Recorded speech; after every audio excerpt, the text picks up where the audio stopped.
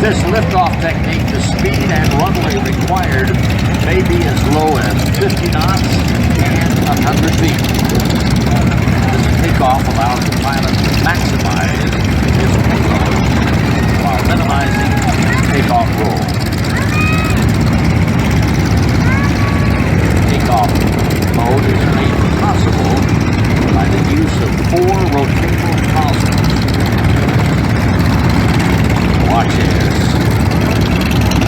Major Smalling turns the aircraft around